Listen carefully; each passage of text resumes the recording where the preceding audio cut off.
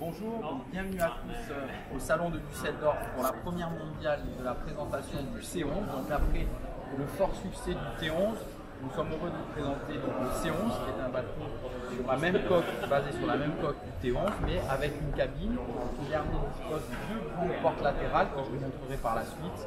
Au niveau du cockpit arrière, donc ce bateau peut être équipé avec des moteurs hors-bord ou in-bord. Aujourd'hui, nous allons découvrir la version hors-bord. On remarquera les portes d'éponge propres à Nimbus, donc ça c'est très bien vu. Une jolie banquette au milieu, donc avec la table Nimbus comme ceci. Cette dernière, donc fort confortable puisqu'on a des mains courantes et pourra accueillir 3 ou 4 personnes. Donc c'est un bel espace de vie. Ensuite, cette dernière banquette pourra donc disparaître comme ceci et permettra d'avoir plus de place et on pourra passer par exemple en mode pêche.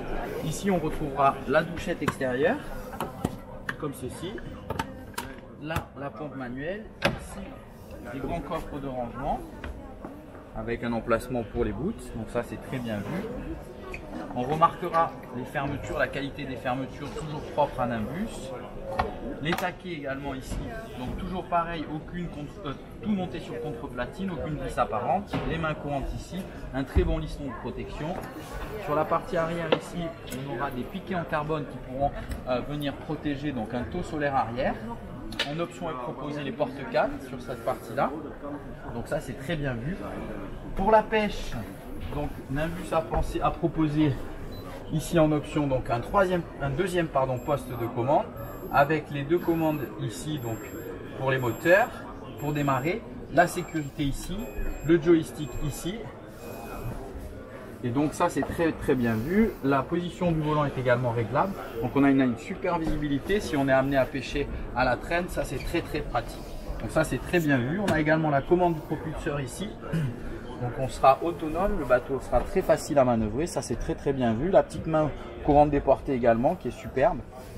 À présent on va passer à l'intérieur. Donc au niveau de la cabine, cette dernière dispose d'une balustrade qui se ferme, donc ça c'est aussi bien, comme dans la version coupée. Donc au niveau du cockpit arrière, ce dernier est modulable. Donc on peut avoir cette partie là qui va reculer vers l'arrière et dans ce cas de figure,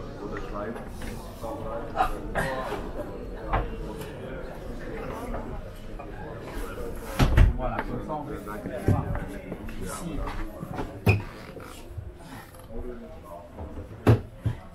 Donc ici une banquette où on pourra être face à la navigation avec le siège pilote et copilote ici. Donc ça c'est très bien avec des petits repose-pieds. Donc ça c'est très bien vu. On a un coffre de rangement en partie basse. Donc le cockpit est modulable.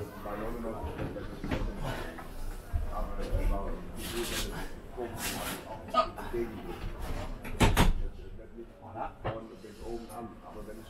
Donc avec la table de cockpit, donc on a une belle banquette en U. On remarquera la qualité au niveau de la partie haute des dossiers avec de la boiserie, donc ça qui est propre à Nimbus. On remarquera ici un siège qui pourra venir se positionner ici, des petits rangements de chaque côté, ça c'est très bien vu aussi. Le revêtement en Streamfloor.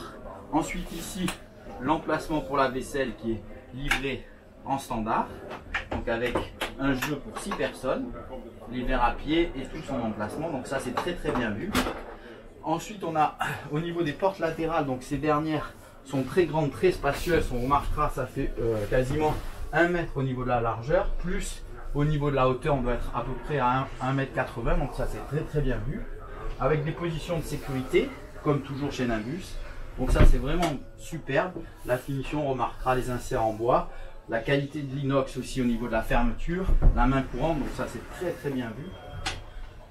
Voilà, les passes avant sont immenses, regardez, comme ceci. Donc on est vraiment en toute sécurité pour se déplacer. Ça on retrouve ça dans le T11. Au niveau des sièges de pilotage, donc ici on est sur des systèmes avec un système de suspension. Alors le réglage n'est pas très bon pour moi puisque je suis un petit peu trop petit, mais pour autant c'est très pratique puisqu'en navigation vous voyez ça permettra d'absorber les chocs. On a une ultra belle visibilité avec un pare-brise à la verticale et deux très larges montants sur lesquels on a vraiment une visibilité exceptionnelle. Donc là sincèrement je vois pas comment on peut faire mieux. Les deux portes latérales sont immenses, ça c'est vraiment très bien vu. Le tableau de bord, pardon, est toujours très ergonomique puisque il est très bas, il a été rabaissé pour optimiser la visibilité. Les commandes sont ici. Le volant bien sûr est réglable comme toujours. Le joystick. Ici le bateau est équipé de 2 écrans GPS. On retrouvera l'ordinateur de bord Mercury, le système de flaps automatique, le système IFI et la VHF. Ensuite le bateau est équipé de toit ouvrant sur la partie haute.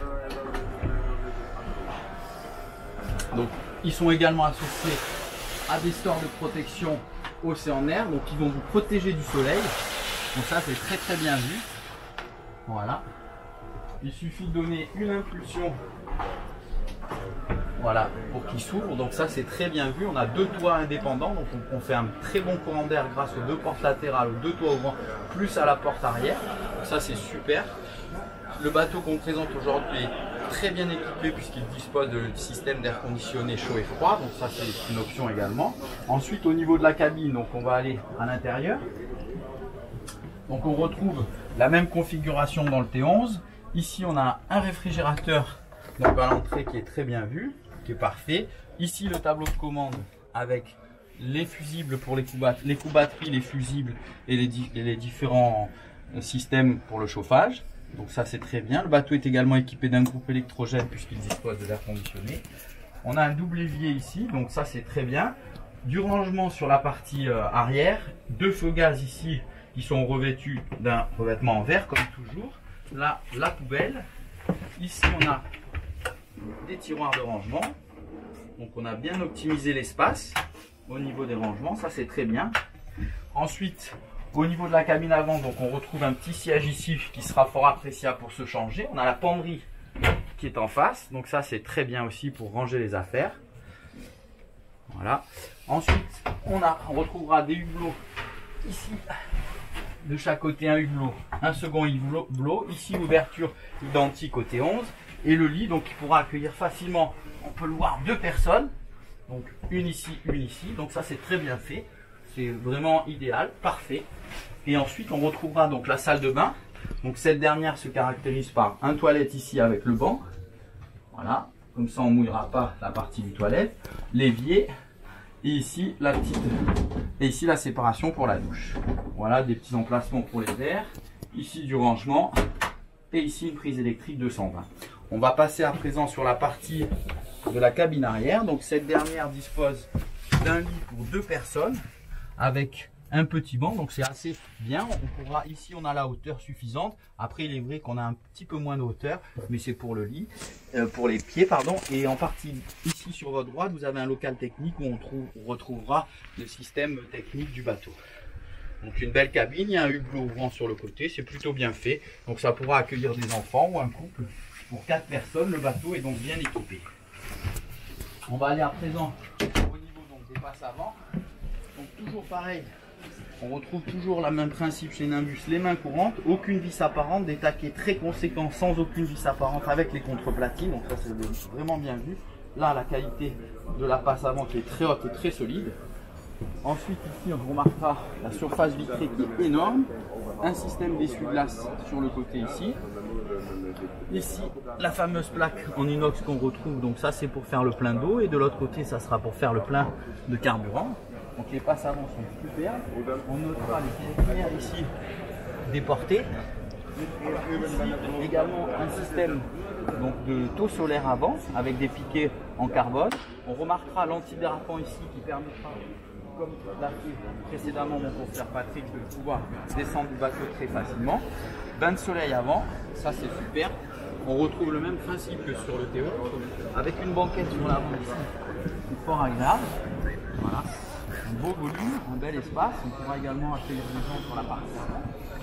Ici, le puits à chaîne, donc avec le guindeau électrique, la commande montée-descente ici, l'emplacement pour la bouteille de gaz. On est monté sur une encre ultramarine avec les mérillons ultramarines ici, donc qui permettra de remonter l'encre toujours à l'endroit. Ça c'est très bien vu. Ensuite en option on a l'échelle qui peut vous donner un accès depuis l'avant. On remarquera que c'est une très belle surface, donc facile pour embarquer et débarquer. Ensuite, les grands bains de soleil, comme je le disais. Et au niveau de l'arceau, de la partie haute, pardon, on retrouvera ici des panneaux solaires donc, qui pourront alimenter la musique, le système de froid. Ça c'est bien pratique. Néanmoins, comme je le disais, ce bateau est équipé d'un groupe électrogène. Et on repart dans ce sens, donc avec toujours ces belles passes avant qui sont très spacieuses, les mains courantes ici. On retrouve ce système de mains courantes ici, comme ceci.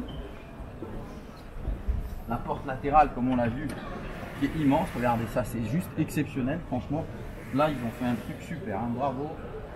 Très très bien.